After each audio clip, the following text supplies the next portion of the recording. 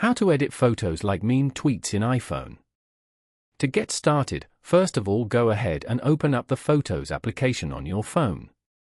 Here, you can view all the photos and videos on your phone. Open the photo you want to make a meme with from here. Then, go to the bottom panel and tap on the edit icon as shown. You can edit the photo using all the options available over here. Go to the top right corner and tap on the markup icon.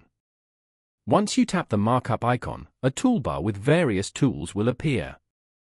These tools include pen, pencil, highlighter, eraser, ruler, and color options.